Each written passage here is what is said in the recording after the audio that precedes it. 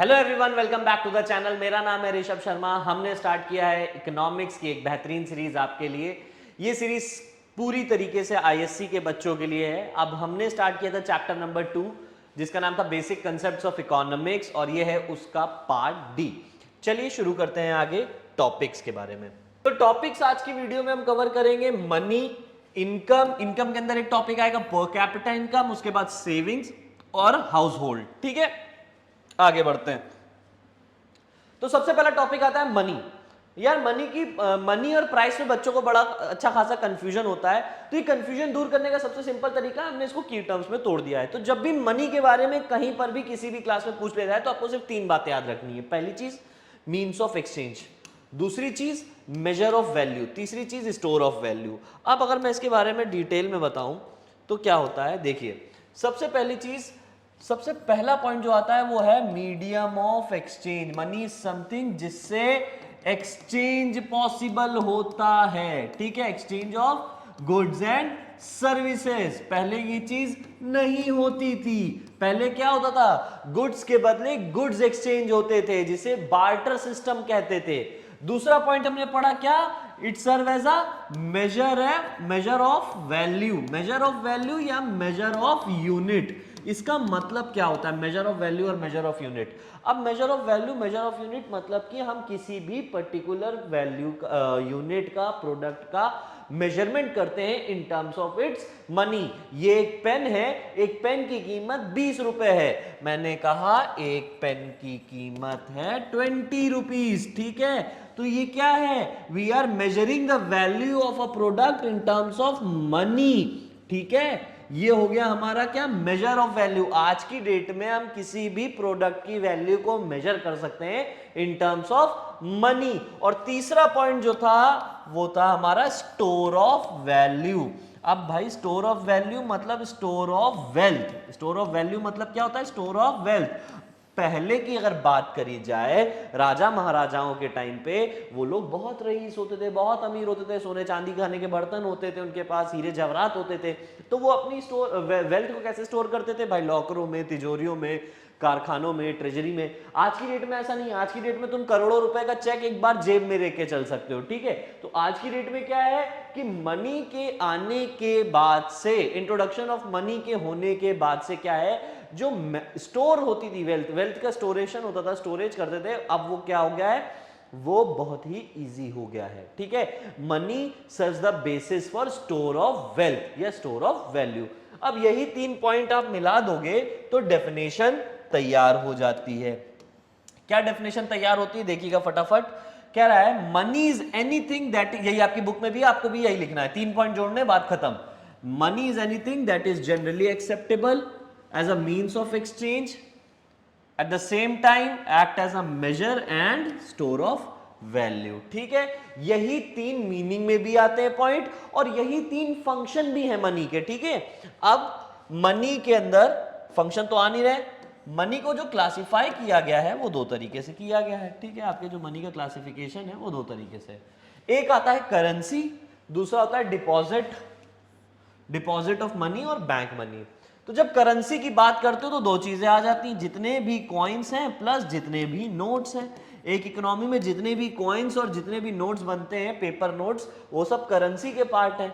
और deposit money मतलब money held by the banks, commercial banks, in the form of demand deposits, जिसको आप withdraw कर सकते हो चेक्स के थ्रू। ठीक है, डिमांड डिपॉजिट्स, चेक्स, इन सब के तरीके से जो पैसा पड़ा है, बैंक के पास जो पैसा पड़ा है, वो सब क्या हो जाता है, डीडी या डिमांड डिपॉजिट्स या deposits of money with the bank.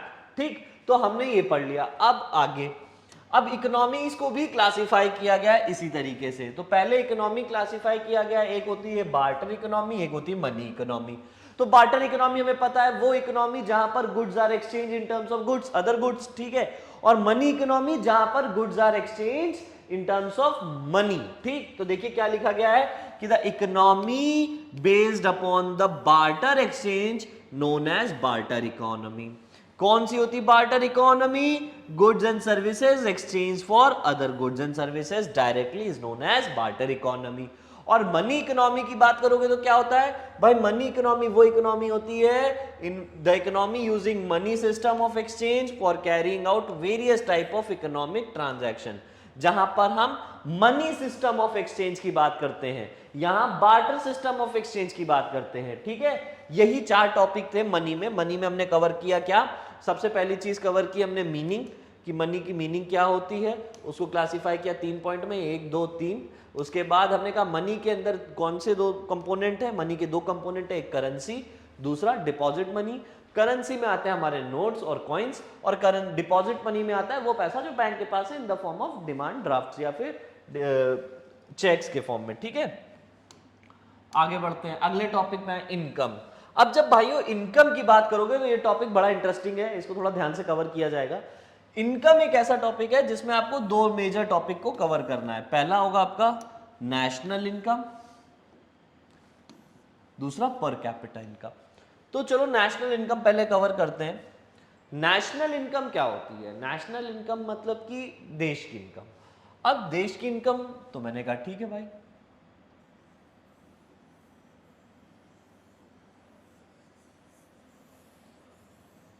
ये रहा अपना भारत महान इंडिया। अब जब नेशनल इनकम की अगर बात करी जाएगी तो नेशनल इनकम में क्या हो गया कि हम एक देश की इनकम की बात करते हैं। अभी किस तरीके से होता है, तो एक एग्जांपल समझना, मैं आपको एक एग्जांपल समझाता हूँ। जैसे इंडिया की एक कंपनी है जिसका सब बच्चे ने नाम सुना है, उसका नाम क्या है, नटराज। नटराज का नाम सुना है, हाँ बिल्कुल सुना होगा सर, स्टेशनरी की सबसे बड़ी कंपनी है नटराज, पेंसिल्स बनाती है, हम सब ने कभी ना कभी नटराज की पेंसिल्स यूज की होंगी। ठीक है, अब नटराज की जो पेंसिल है वो इस कोने से लेके इस कोने तक बिक रही है, बोले तो क्या, जम्मू से लेके कन्याकुमारी तक।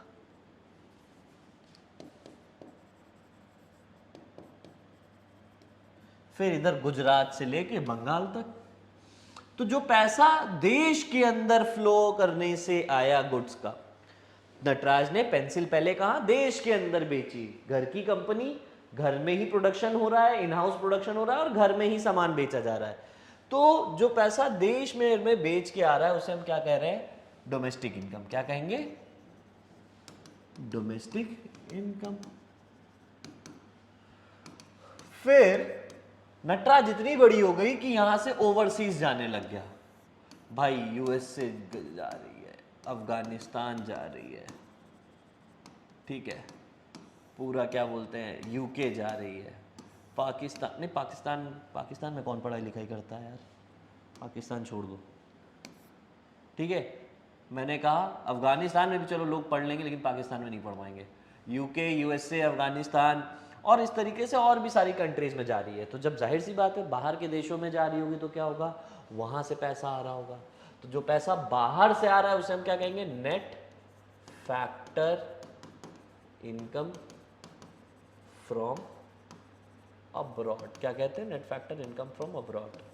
तो नेशनल इनकम बोले तो देश की इनकम, और वो कैसे पता चलता है, flow of final goods and services. Definition देखोगे क्या कहती है कि national income is the flow of final goods and services produced domestically in an economy, ठीक है, ड्यूरिंग अ पर्टिकुलर ईयर। ठीक है, तो नटराज एक देश की कंपनी है, देश में ही फैक्ट्री लगी हुई है, उसके बाद इसका सामान यहां से लेके पूरे हिंदुस्तान में बिकता है। तो जब पूरे हिंदुस्तान में बिका, जो इनकम जनरेट हुई वो क्या हुई, डोमेस्टिक इनकम।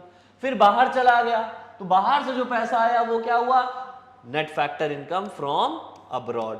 दोनों चीजें ऐड कर दोगे तो क्या आ जाएगी, देश की कमाई। भाई यार मैंने कहा घर की कमाई देखनी तो पहले तो यही देखा जाता है ना कि बाहर से, पहले तो घर में कितना कमाया प्लस जो सामान हमने बाहर बेचा वो भी हमने ले लिया, तो ये हमारी पूरी टोटल कमाई हो गई, नेशनल इनकम की बात हो गई।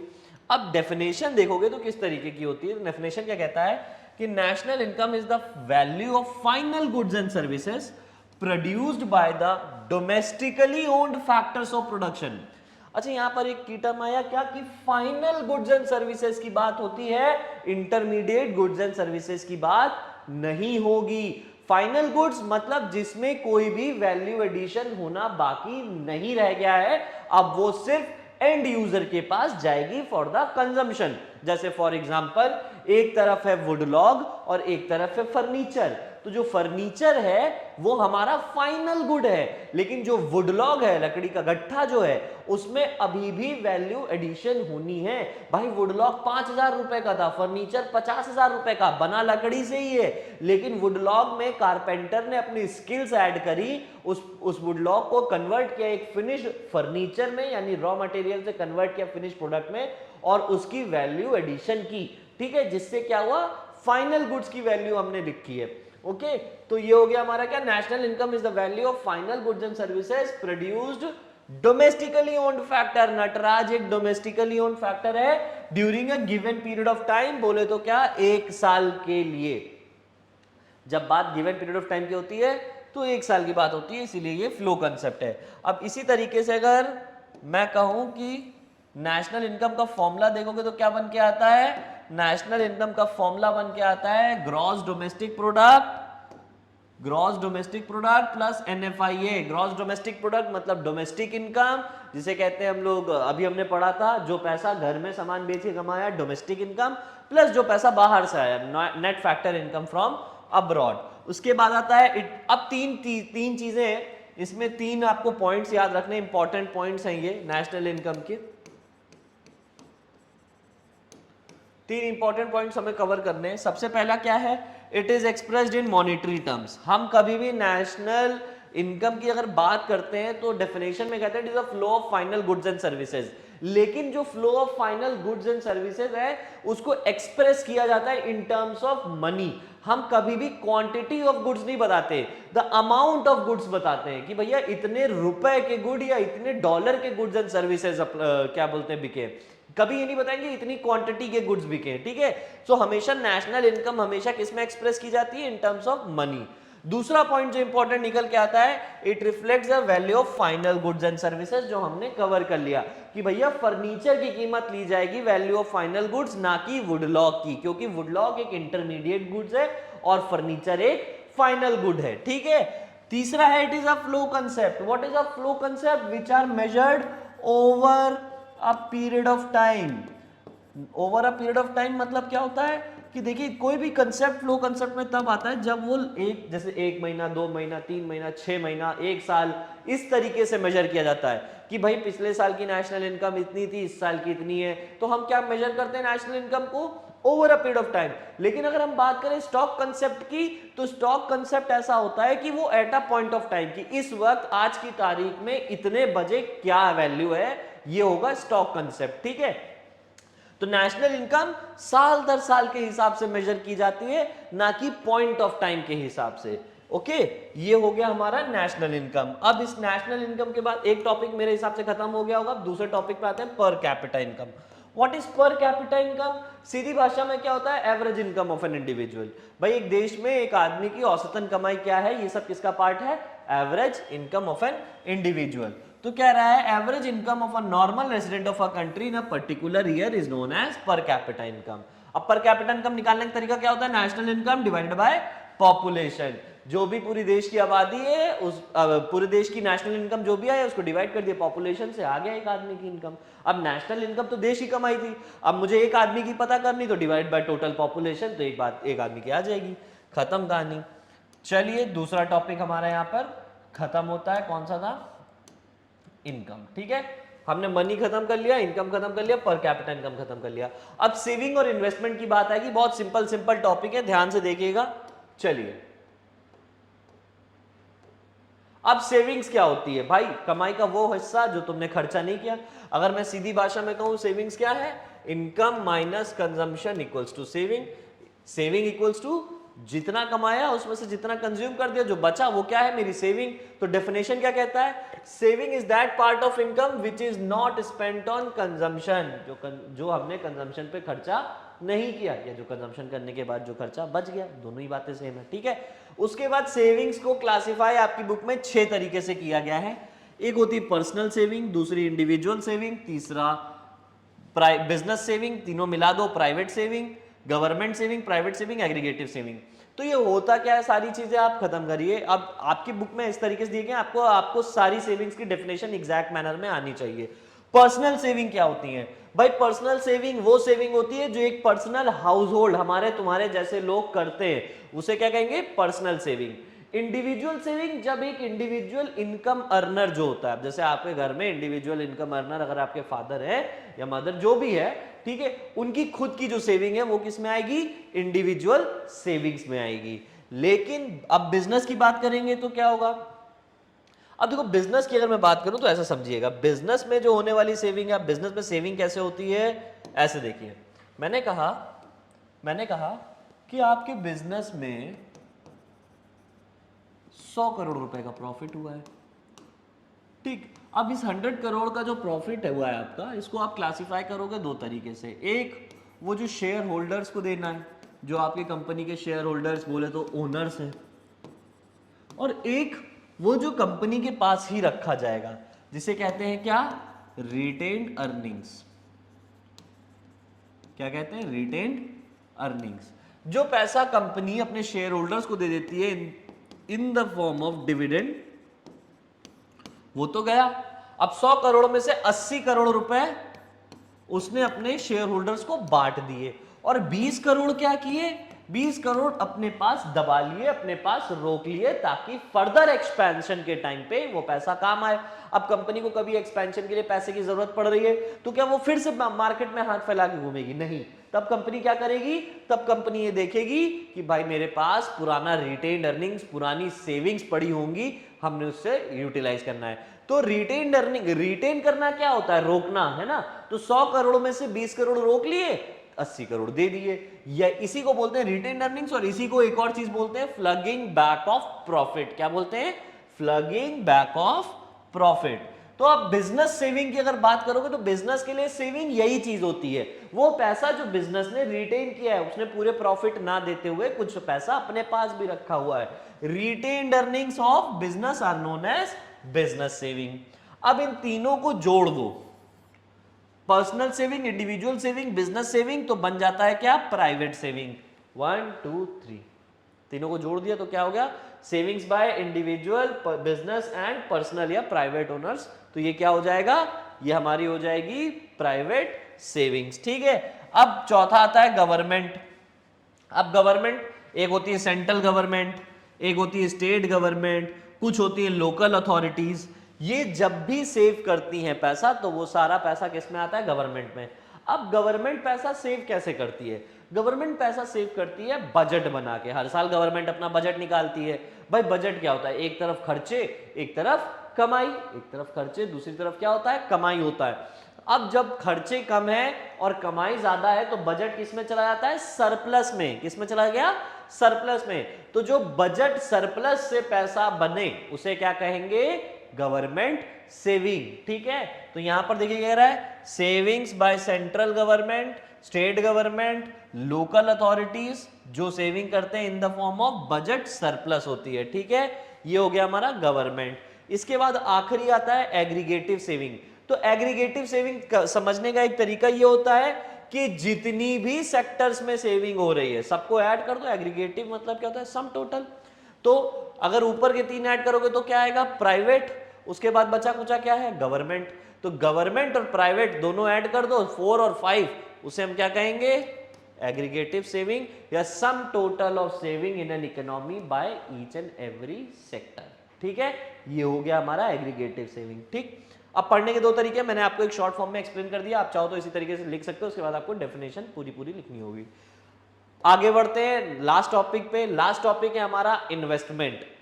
इन्वेस्टमेंट की अगर मीनिंग देखोगे क्या है? इन्वेस्टमेंट क्या होता है? Act of using resources, production resources. अब प्रोडक्शन रिसोर्सेज क्या हो गई? Land, labour, capital, machinery, tools, equipments, buildings वगैरह, ये सारी चीजें जिनसे आप क्या करते हो? प्रोडक्शन करते हो। अब इन चीज को प्रोडक्शन, अब इन रिसोर्सेज का इस्तेमाल करके आप गुड्स एंड सर्विसेज बनाते हो। जब ये गुड्स एंड सर्विसेज बिकती है तो आपके पास पैसा आता है, आप उस पैसे को फिर से इन सारी चीजों में लगाते हो। तो एक तरीके से क्या है? Capital formation. इन्वेस्टमेंट और कैपिटल फॉर्मेशन एक टर्म है, ठीक है। दोनों एक ही मीनिंग होल्ड करते हैं। They are certainly used as a synonyms also, ठीक है। तो मैं डेफिनेशन देखो क्या कह रहा है? डेफिनेशन कह रहा है इन्वेस्टमेंट इज अ प्रोसीजर और act of using production resources for the production of capital goods, ठीक है। इसी को कैपिटल फॉर्मेशन बोलते हैं। किस में इन्वेस्टमेंट होता है? इन्वेस्टमेंट होता है बिल्डिंग में, ठीक है, मशीनरी में, इक्विपमेंट्स में, स्टॉक में, एटसेट्रा। ये सारे के सारे क्या है? आपने इन्वेस्टमेंट ही तो किया है ताकि आप इनसे इनकम जनरेट कर सको, ठीक है। आगे बढ़ते हैं। अब इन्वेस्टमेंट तीन तरीके से होते हैं आपके। एक प्रोड्यूसर फिक्स्ड इन्वेस्टमेंट, वो खर्चा जो प्रोड्यूसर करता ही करता है और वो फिक्स्ड है। मशीनरी पे, किस पे होगा? मशीनरी, टूल्स, एटसेट्रा, ठीक। दूसरा होता है investment in residential and housing, residential housing and non residential structure. तो अगर रेसिडेंशियल हाउसिंग की बात करें तो भाई बिल्डिंग्स जो बनती हैं, सोसाइटी की जो बिल्डिंग्स होती हैं, वो तो हमारी रेसिडेंशियल में आती हैं। अब नॉन रेसिडेंशियल में क्या हो सकता है? नॉन रेसिडेंशियल में हो सकता है हमारी रोड्स, ब्रिजेस, डैम्स, सरकार जिस पे इन्वेस्टमेंट करती है, बिल्डिंग्स, ऑफिसेस, ठीक। ये सारी चीजें किसका पार्ट हो गई? नॉन रेसिडेंशियल की। अब इन्वेस्टमेंट सब जगह किया जा रहा है, सरकार दोनों जगह ध्यान दे रही है, ठीक है। इन्वेस्टमेंट इन स्टॉक, तो अब स्टॉक मतलब स्टॉक वाले स्टॉक नहीं, शेयर मार्केट वाले स्टॉक, मतलब रॉ मटेरियल का स्टॉक है ना, फिनिश गुड का स्टॉक और semi finish goods, semi finished या फिर वर्क इन प्रोग्रेस, दो चीजें। इन तीन चीजों का स्टॉक मेंटेन करोगे तो वो इन्वेस्टमेंट हो जाएगा इन स्टॉक। बस इतना सारा नोट कर लीजिए। मिलते हैं आपसे नेक्स्ट क्लास में। Thank you class.